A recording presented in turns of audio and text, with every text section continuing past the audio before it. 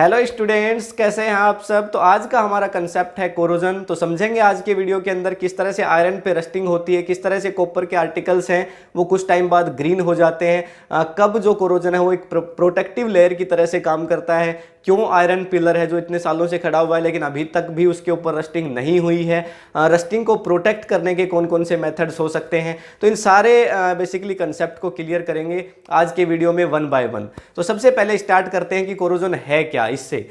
तो देखिए यहाँ पे अगर मैं बात करूँ तो अगर हमने पिछला वीडियो है वो अगर आपने देखा है तो देखिए वो क्या है, ऑक्सीडेशन के ऊपर हमने डिस्कशन किया था। और जिन बच्चों ने उसको नहीं देखा आप जा करके एक बार उसको चेकआउट कर लें, बिकॉज ऑक्सीडेशन से रिलेटेड ही यहाँ पे जो कोरोजन का कंसेप्ट है वो होने वाला है। तो यहाँ से देखिए अगर हम बात करें बेसिकली मेटल्स, तो जो मेटल्स हैं जब वो मॉइस्चर के टच में आते हैं, ठीक है, तो जब मेटल्स हैं वो मॉइस्चर के टच में आते हैं। अच्छा ये मॉइस्चर है क्या, देखिए एटमॉस्फेयर में जैसे कोई भी एक आयरन की मान लेते हैं एक चेयर है, कोई लोहे की चेयर है, उसको आपने बाहर एटमॉस्फेयर में छोड़ दिया। अब होगा क्या कि उसके आसपास जो एटमॉस्फेयर है और एटमॉस्फेयर में मॉइस्चर प्रेजेंट है, और ये जो मॉइस्चर है ये क्या है एक्चुअल में ऑक्सीजन प्लस वाटर, ये मॉइस्चर है। तो जब ऑक्सीजन और वाटर के टच में ये आयरन की चेयर आएगी या कोई भी मेटल जब आएगा तो बेसिकली ये क्या बनाएगा, मेटलिक ऑक्साइड बना देगा। ठीक है, इसका क्या बना देगा, मेटलिक ऑक्साइड। तो इसका मेटल के साथ अटैच होकर के मेटलिक ऑक्साइड बन जाता है। और ये जो मेटलिक ऑक्साइड होता है ये कमजोर कर देता है, बेसिकली वीक कर देता है उस मेटल को। और ये जब धीरे धीरे बनता चला जाता है और ये वीक करता चला जाता है, और एक टाइम ऐसा आता है कि जो मेटल होता है, चाहे वो आयरन हो, चाहे वो कॉपर हो, चाहे वो सिल्वर हो, आगे आने वाले टाइम के अंदर काफ़ी सारा वीक हो जाता है वो मेटल और धीरे धीरे खत्म हो जाता है। ठीक है, ये खाने लगता है धीरे धीरे उसको। ठीक, तो ये जो है, ये जो प्रोसेस है इसी को हम बोलते हैं कोरोजन। ठीक है, तो यहां से हम डेफिनेशन दे सकते हैं, when any metal expose to the moisture और water and oxygen then it forms an metallic oxide and that weaks to the metal and this process is called corrosion. तो यहाँ पे क्या होता है बेसिकली कि एक मेटल है वो मॉइस्चर के टच में आता है, यानी ऑक्सीजन और वाटर के टच में आता है। ठीक है, इसके साथ एसिड्स भी हो सकते हैं, काफ़ी बार एसिड रेन भी होती है, तो इनके टच में आता है और उसके बाद एक बेसिकली मेटलिक ऑक्साइड है उसको क्रिएट करता है। और ये जो मेटलिक ऑक्साइड है उस मेटल को वीक करती है, और जिसके चलते ये जो प्रोसेस है इसको कहा जाता है कोरोजन। ठीक है, कोरोजन का मतलब ही आप ये समझें तो क्या होता है, खाना, यानी मेटल को खाने की प्रक्रिया है वो क्या होती है, कोरोजन। और ये धीरे धीरे मेटल के पार्टिकल्स से, मेटल के आर्टिकल्स जितने भी ऑब्जेक्ट्स होते हैं उनको खत्म कर देता है। आप देखते हैं समुद्र में कितने सारे बड़े बड़े पानी के जहाज होते हैं, लेकिन हर 2-3 साल में उनको बदलना पड़ जाता है। क्यों, क्योंकि पानी के अंदर जो रस्टिंग है, वैसे उनके ऊपर काफ़ी सारी प्रोसेस प्रोटेक्टिंग लेयर भी बनाई जाती है, लेकिन फिर भी जो कोरोजन वो इतना हार्मफुल है कि बहुत बड़ा घाटा है जो गवर्नमेंट्स हैं या फिर जो कंट्रीज हैं जो जिनके पानी में जहाज चलते हैं जो ट्रांसपोर्ट के लिए, उनको झेलना पड़ता है। ठीक है, तो यहाँ पे अगर हम बात करें first of all rusting of iron की, तो यहीं से स्टार्ट करते हैं। तो अभी हम देखते हैं सबसे हमारा पहला एग्जांपल रस्टिंग ऑफ आयरन के लिए। तो जब आयरन है उसकी रस्टिंग होगी, इट मीन्स इसका क्या होगा, ऑक्सीडेशन होगा। तो यहाँ पे ये आपके पास मान लेते हैं आयरन है और आयरन के साथ ऑक्सीजन अटैच होगा बेसिकली, और क्या बन जाएगा आपके पास Fe2O3, जो कि हमारे पास क्या है, आयरन ऑक्साइड। तो ये तो बेसिकली नॉर्मली ऑक्सीडेशन हुआ, पर जहां पे ऑक्सीडेशन होता है वहां पे रिडक्शन भी होता है। मैंने आपको बताया था कि जब इलेक्ट्रॉन ट्रांसफर होते हैं तो कोई भी ऐसी कोई इक्वेशन, कोई ऐसी रिएक्शन आपके पास नहीं है जो आपकी रेडॉक्स रिएक्शन ना हो, जो कि हमने पिछले वीडियो में डिस्कशन किया था। तो ये भी आपके पास कैसी रिएक्शन होगी, रेडॉक्स रिएक्शन।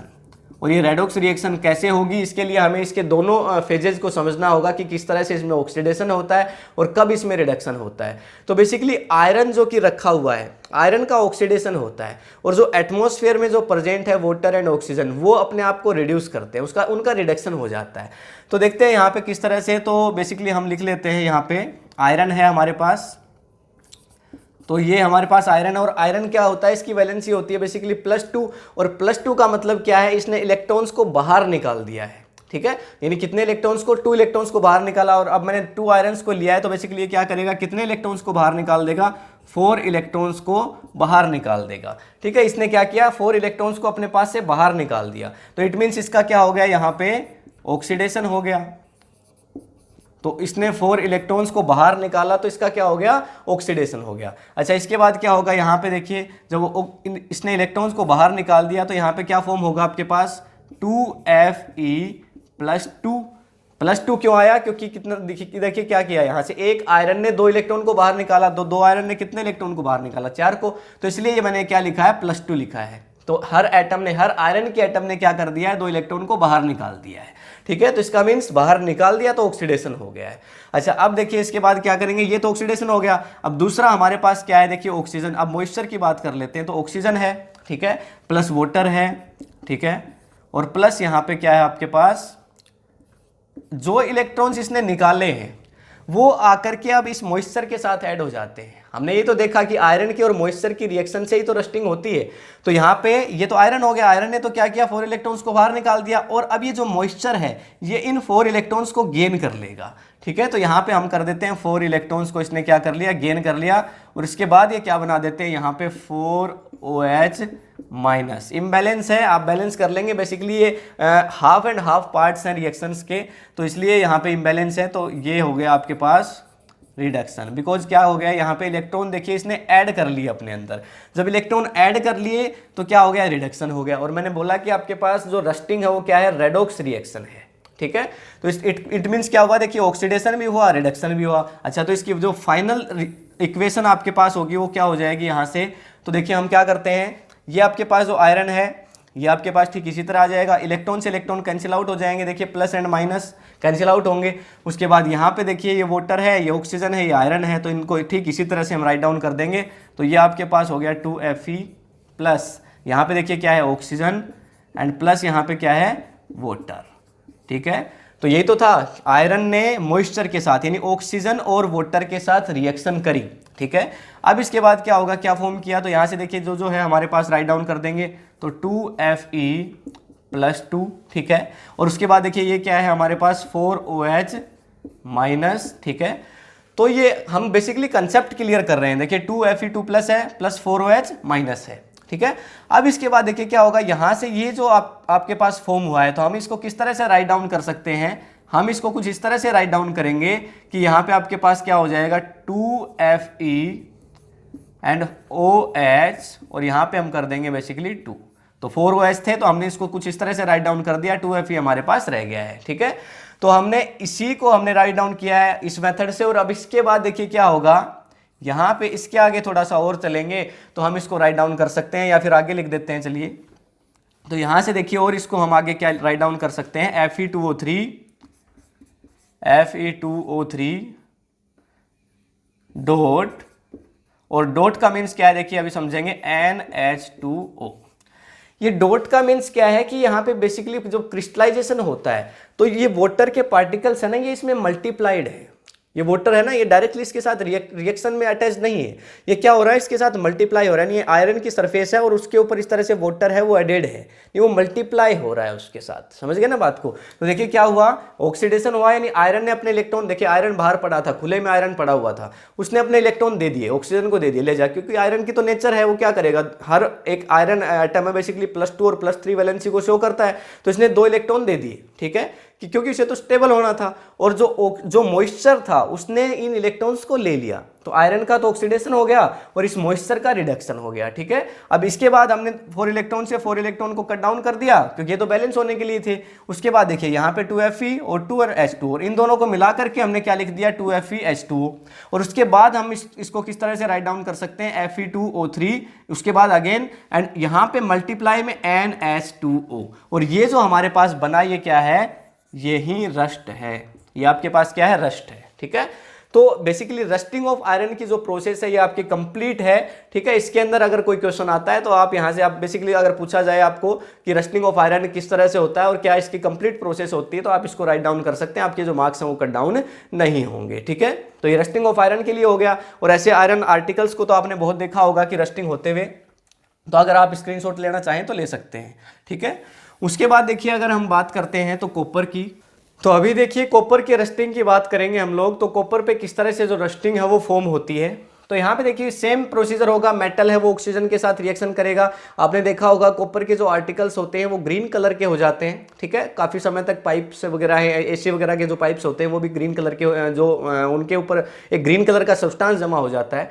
तो किस तरह से देखिए रिएक्शन होती है आपके पास, ये आपके पास कॉपर होगा, देखिए यहाँ पे ले लेते हैं 2Cu, तो ये आपके पास हो गया कॉपर बेसिकली, और ये जो कॉपर है इसके साथ वही मॉइस्चर है वो रिएक्ट करेगा, तो यहाँ पे वाटर होगा, साथ में मॉइस्चर क्या है, ऑक्सीजन होगा, और यहाँ पे एक चीज़ और होगी, कार्बन डाइऑक्साइड। ओके, तो ये जो कार्बन डाइऑक्साइड है ये भी इसके साथ रिएक्ट करेगी और यहाँ से फॉर्म कर देगी बेसिकली क्या, कॉपर ऑक्साइड के लिए। तो क्या हो जाएगा आपके पास, देखिए Cu, वहाँ पे क्या बना था देखिए FeOH2, तो यहाँ पे क्या बनेगा CuOH2, और इसके मल्टीप्लाई में आपके पास क्या हो जाएगा देखिए CuCO3 यानी कॉपर कार्बोनेट। और यही वो सब्सटेंस है जो कि ग्रीन कलर का सब्सटेंस आप देखते हैं कॉपर के आर्टिकल्स के ऊपर। ओके, सो ये एक ग्रीन लेयर है, this is the green layer जो कि आप कॉपर के आर्टिकल्स के ऊपर जो आपको नजर आती है। तो देखिए क्या हुआ, यहाँ पे कॉपर है, ये आपका क्या हो गया, मॉइस्चर, वाटर एंड ऑक्सीजन,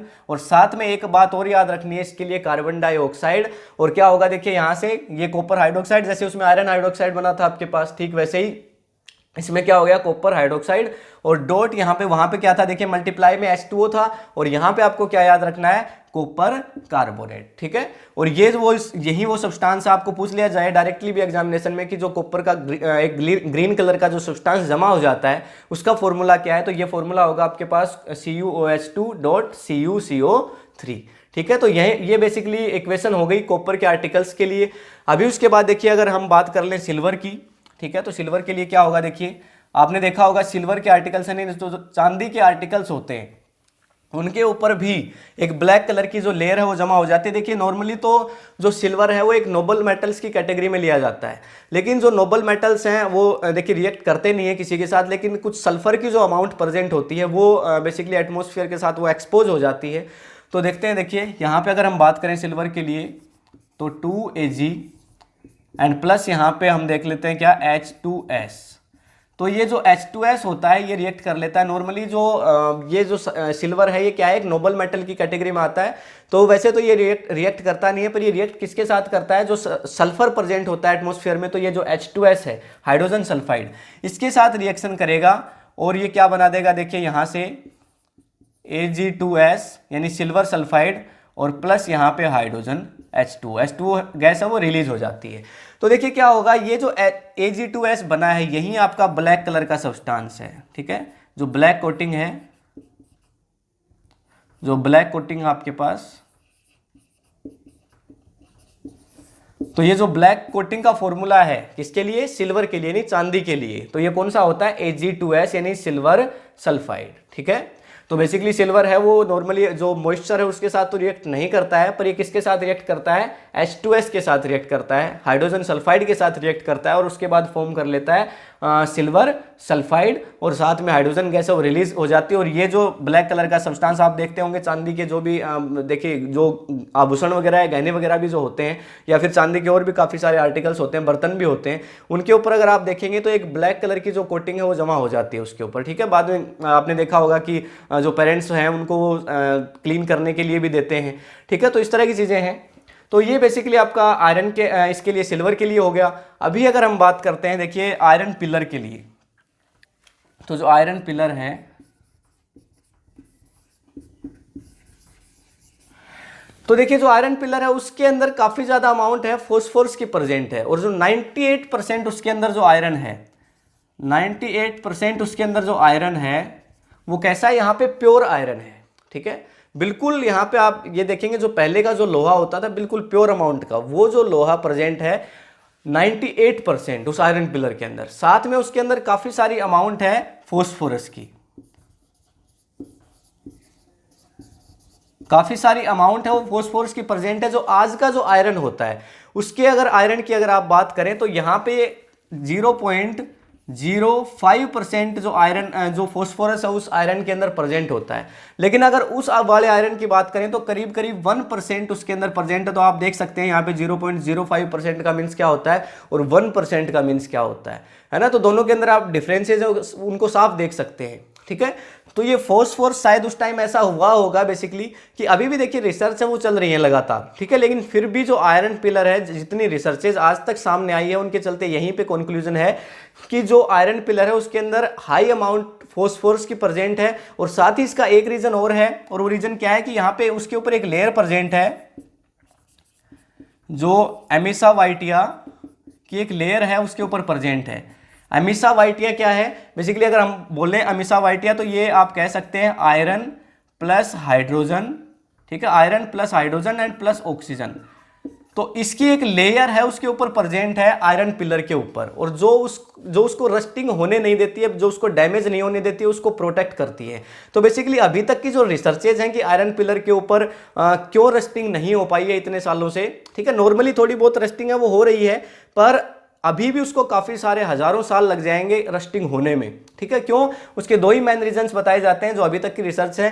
पहला रीजन क्या है कि इसके अंदर काफी high amount of phosphorus present है, जैसे कि मैंने बताया आज के आयरन के अंदर 0.05% तक आयरन जो फॉस्फोरस है वो प्रेजेंट होता है, लेकिन उस आयरन के अंदर अबाउट टू 1% जो फॉस्फोरस की अमाउंट है वो प्रेजेंट है, 1% से भी कुछ ज्यादा है, ठीक है। दूसरा यहाँ पे क्या है, एमिस वाइटिया, ठीक है, जो एमिस वाइटिया है ये क्या है, बेसिकली आयरन, हाइड्रोजन और ऑक्सीजन, इन तीनों को मिला करके एक लेयर फॉर्म हो गई है उसकी सरफेस पे, जो उसको प्रोटेक्ट हो रही है रस्टिंग होने से, ठीक है। तो उसको रस्टिंग होने नहीं दे रही बेसिकली एटमॉस्फेयर में। देखिए जो रस्टिंग है वो या फिर आप बात करेंगे तो कोरोजन है, वो भी एक प्रोटेक्शन लेयर की तरह से काम करता है। जैसे यहीं पे अगर एल्यूमिनियम की बात करें कि जैसे मैंने यहाँ पे एग्जांपल लिया भी, आपका एल्यूमिनियम ऑक्साइड है, तो ऐसा कई बार क्वेश्चन भी पूछा जाता है एग्जामिनेशन में कि कौन सा ऐसा मेटल है जिसके लिए जब ऑक्सीजन के साथ जो एक्सपोज होता है तो उससे बेसिकली वो एक प्रोटेक्टिंग की तरह से काम करता है। तो जो एल्यूमिनियम ऑक्साइड है उसके लिए जो जब एल्यूमिनियम है वो मॉइस्चर के टच में आता है, ऑक्सीजन के टच में आता है, तो एक लेयर बना लेता है एल्यूमिनियम ऑक्साइड की, और जिसके चलते क्या होता है कि ये जो लेयर है वो एल्यूमिनियम को कोरोड होने से प्रोटेक्ट करती है, डैमेज होने से प्रोटेक्ट करती है, ठीक है। तो यही रीजन है। और बेसिकली अब आगे यहाँ पे हम बात करते हैं कि कोरोजन के ऐसे कौन कौन से प्रिवेंटिव मेजर्स हैं जिनसे कोरोजन है उसको हम प्रोटेक्ट कर सकते हैं, ठीक है। तो देखिए यहाँ पे काफ़ी सारे ऐसे मेथड्स हैं जिनसे आप कोरोजन को प्रोटेक्ट कर सकते हैं। तो अगर फर्स्टली हम मेथड की बात करें तो वो आपका एक बैरियर मेथड हो सकता है। अब ये बैरियर मेथड क्या है, आप देखते हैं कि जो आयरन आर्टिकल्स वगैरह हैं उनको पेंट करके रखा जाता है। जब आयरन आर्टिकल को आप पेंट करते हैं तो बेसिकली वो उसकी फिनिशिंग के लिए नहीं होता, वो इसके लिए नहीं होता कि वो अच्छा दिखे। जो आप आयरन के ऊपर जो पेंट किया जाता है उसका मेन रीजन क्या होता है कि आप उसको पेंट करें ताकि एक लेयर वहां पे क्रिएट हो जाए आयरन के और एटमॉस्फेयर के बीच। देखिए एटमॉस्फेयर और आयरन दोनों टच में नहीं आएंगे तो कोरोजन होगा नहीं, तो हम उसके ऊपर बेसिकली पेंट है वो कर देते हैं, या ग्रीस वगैरह है या ऑयल वगैरह उनकी एक लेयर उसके ऊपर बना देते हैं। यानी किसी भी वे के अंदर हमें मॉइस्चर को आयरन के साथ टच होने से रोकना है, ठीक है। तो जिसके लिए हम क्या करते हैं, एक बैरियर मेथड का यूज कर सकते हैं, जो कि यानी जो आने वाले एटमॉस्फेयर को, यानी जो ऑक्सीजन को या फिर वाटर को आयरन के पास आने से रोक सके, तो हम एक बैरियर का यूज करते हैं, तो उसको बैरियर सिस्टम कहा जा सकता है, ठीक है। तो पेंटिंग कर सकते हैं उसके लिए, ग्रीस या ऑयल वगैरह का यूज कर सकते हैं आयरन आर्टिकल्स के ऊपर, तो इस तरह की चीजें करते हैं। दूसरा यहाँ पे देखिए क्या होता है, गैल्वेनाइजेशन प्रोसेस होती है। गैल्वेनाइजेशन प्रोसेस क्या होती है, इसके अंदर जो बहुत सारा जो जिंक है उसको मेल्ट करके रखा जाता है, बहुत सारा जिंक है उसको मेल्ट करके रखते हैं। तो ये जो जिंक मेटल है इसके अंदर जो भी आयरन आर्टिकल्स होते हैं, जो आयरन आर्टिकल्स होते हैं उसको इस जिंक के अंदर डाल दिया जाता है, ठीक है। हाई टेम्परेचर पे इस जिंक को मेल्ट करके रखा गया है, पिघला करके रखा गया है, और इसके अंदर इस आयरन ऑब्जेक्ट को डाल दिया जाता है, जिसके चलते क्या होता है, जिंक की एक लेयर आयरन पे फॉर्म हो जाती है। क्यों? क्योंकि जिंक एक हाई रिएक्टिव मेटल है। जब आपने रिएक्टिविटी सीरीज पढ़ी थी, मैंने बताया रिएक्टिविटी सीरीज के बारे में, तो आप देखेंगे कि जो आयरन है वो रिएक्टिविटी सीरीज में ऊपर आता है और जो कॉपर है वो रिएक्टिविटी सीरीज में नीचे की तरफ आता है। तो इसी रीजन की वजह से क्या होता है कि जो जिंक है उसको मेल्ट करके रखते हैं और वहां पे बेसिकली आयरन को उसमें डाल देते हैं और आयरन के ऊपर एक जिंक की लेयर फॉर्म हो जाती है। तो पहले जब कोरोजन होता है वो जिंक का होता है, और बेसिकली जिंक भी एल्यूमिनियम की तरह से एक लेयर क्रिएट कर लेता है जिंक ऑक्साइड की, ठीक है। जिंक जब ऑक्सीजन के साथ रिएक्ट करता है तो बेसिकली एक जिंक ऑक्साइड की लेयर है वो क्रिएट कर लेता है ZnO, जो इसको प्रोटेक्ट करती है बेसिकली मॉइस्चर से, ठीक है, नहीं डायरेक्ट मॉइस्चर के टच में नहीं आने देती, ठीक। तो जिसके चलते आयरन है वो प्रोटेक्टिव हो जाता है। तो ये हो गया आपके पास दूसरा मेथड जिसको हम बोल रहे हैं गैल्वेनाइजेशन। अब गैल्वेनाइजेशन के बाद आप एक मेथड और यूज कर सकते हैं जिसको या तो इलेक्ट्रोप्लेटिंग कहा जाता है या फिर कैथोड सिस्टम भी कह दिया जाता है। इलेक्ट्रोप्लेटिंग क्या होता है कि इसके अंदर एक दूसरे किसी मेटल की, जैसे इसको तो देखिए जिंक की जो लेयर बनाएंगे इसको तो गैल्वेनाइजेशन बोलेंगे।